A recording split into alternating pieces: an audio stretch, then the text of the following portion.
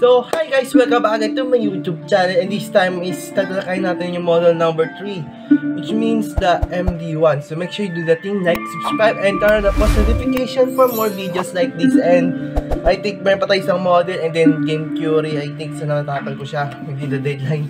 So, let's go!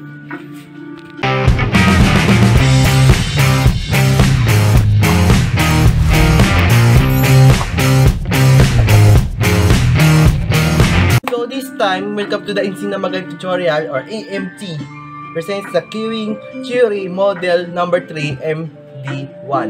So what is model MD1? So M plus D plus 1 notation represents arrival distribution, yung M position distribution pa rin yan. Service time distribution is D is constant.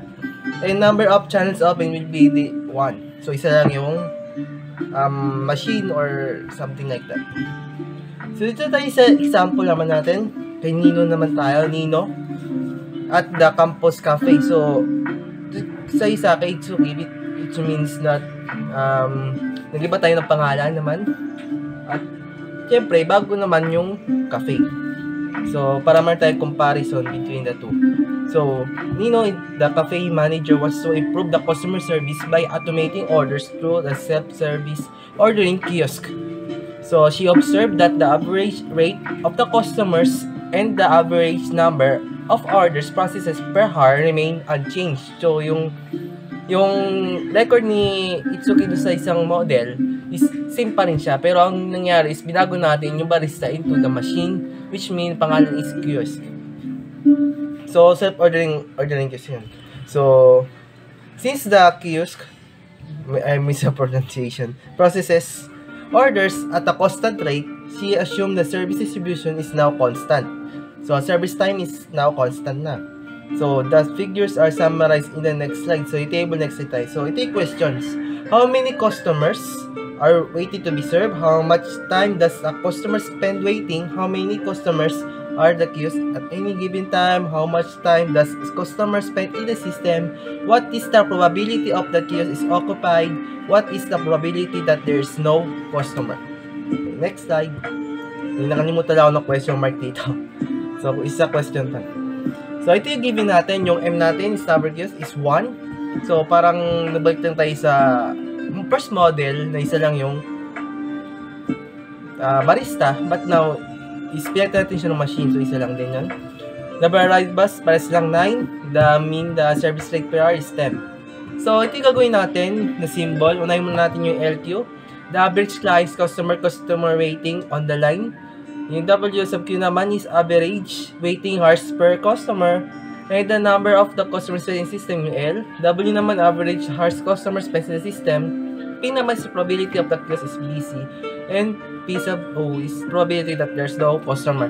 So, itong symbol na equation nilagay natin dito. Same lang dun sa question nung sa problem.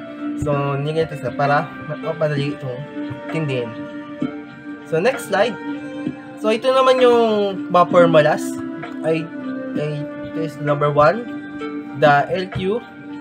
Parang ito yung sum ng squared po yan. So, all over 2 mean times the mean tapos sum lang. Para sundan nyo lang tong equation na to. So, is equal, pag nasagutan natin to, mag-equal na ito sa 4.05 or 4 customers. So, dito sa baba, natin yung 4 customers will be the average clients or customer waiting on the line. So, ang dami nag-wait, this is 4 customers bago siya makapunta sa kiosk. So, number 2 naman tayo. Sundan nyo lang to yung equation na to.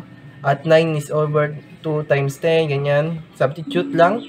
And 0.45 hours or 27 minutes. So, to convert is times mo lang sa 60 minutes.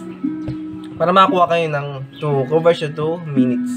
So, 27 minutes yung average waiting hours per customer. So, 4.5 or 27 minutes. So, tagal. So, number 3. Yung L naman tayo, which mean the number of customers spent in the system. So, 4.95 customer or also the 5. So, spend the system kasama yung nagpipindot sa kiosk sa machine. So, will be 5. So, pasin nyo mas mataas siya sa taas. Okay? Kasi yung number 1, yung average waiting, nag-wait lang sila. dapat silang ginagawa. So, 4 customer yun. Tapos, yung sa pangatlo naman, 5 customers yun. Kasama na yung taga-order. Number 4 naman tayo.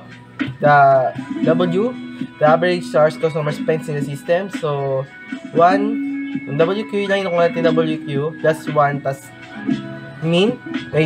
With the mean is 0.55 hours. Kung lang din is equal to 33 minutes. So, kasama na yung taga-pindot doon, 33 minutes. So, dapat mas mataas ito kasi nakuha natin sa number 2. And then, number 5 naman, probability naman. So, 9/10. So, dahil yung formula na to, 0.9, 90%. So, 90% yung probability na use is BC. So, BC yung kaka-use. So, number 6 naman is probability 1 minus P na lang. Is 1 minus 0.9 is equal to 0.1 or over the 10% probability that there's no customer. So, ito lang. Sundan lang yun itong equation. Okay, next. So, example number 6 tayo. Nino at the Campus Cafe. So, Nino knows that the uses our order system, the number of customer waiting in line will decrease. So, she observed that kiosk operational cost is equal to the barista hourly wage. So, and the opportunity cost of the customer waiting remains the same. So, yung barista, kinompare niya yung kay Itsuki, yung sa isang model, at pinares lang niya ng 120 per hour, your service cost ng per kiosk per hour. So, $120.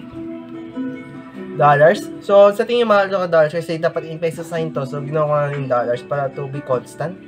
And then, sa waiting cost per student is $40 per hour, and ours is working hours is 8 hours. And then, next slide. So, ito lang na pag-compute natin. So, number 1, compute the total service cost. So, total service cost per hour is M times na natin sa CS na 1 natin. Yung CS natin is $120. So, times 1 lang natin yung kasi sila lang yung use natin. So, equal natin yun si $120. So, next naman is to ship naman. Tatimes lang natin yun sa 8. Guys, makakuha tayo ng sagot na $960. So, now, compute naman tayo for total waiting cost. So, total waiting cost naman is TW per hour. So, slam lang times mo sa W sub Q, tapos C times sub W. So, yun.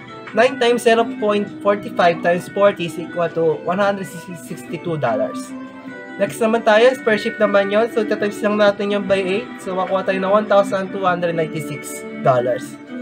So, compute to the total cost naman, to total cost ng lahat-lahat. So, per hour naman, ipa-plus lang natin, nakuha natin mula sa 1, yung 120 plus yung 162, makuha natin is $282. At per ship naman, kuha natin yung ship. Yung number 1, yung 960 plus natin sa 1,296, nakuha natin yung pangalawa. At makakuha natin yung sagot na 2,256. So, ito conclusion. So, with the total service of $120 per hour is the same with the barista at Itsuki's Cafe, Nino should expect 282 total cost per ship and will be only 2,256 for an years. So, ito yung mga gastos total per ship. So, ito na po yung model number 3 natin. The queuing model number 3. And last model na tayo by the next upload. So, thank you so much for watching and I will see you in the next one.